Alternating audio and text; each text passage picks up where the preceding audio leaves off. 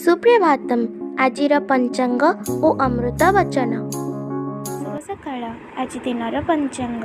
ଆଜି ଶ୍ରୀ ଶ୍ୱେତବରାହ କଳ୍ପର ବୈବସ୍ୱତ ମନ୍ୱନ୍ତର ଦ୍ୱିତୀୟପରାର୍ଦ୍ଧ ଉତ୍ତରାୟଣ ଗ୍ରୀଷ୍ମ ଋତୁ ବୈଶାଖ ମାସ ଶୁକ୍ଳପକ୍ଷ ତ୍ରୟୋଦଶୀ ତିଥି ମଙ୍ଗଳବାର ଯୁଗାବ୍ଦ 5126 ବିକ୍ରମ ସମ୍ବତ 2081 ମେ ମାସର 21 ତାରିଖ।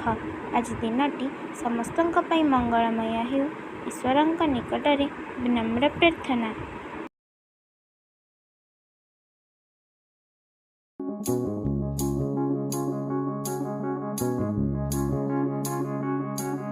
ମଳୟ ପବନ ଲାଗିଲେ ଯେଉଁ ସବୁ ଗଛରେ ସାର ଅଛି ସେହି ସବୁ ଗଛ ଚନ୍ଦନ ଗଛ ହୁଏ, କିନ୍ତୁ ବାଉଁଶ, କଦଳୀ ଇତ୍ୟାଦି ଅସାର ଗଛର କିଛି ହୁଏ ନାହିଁ।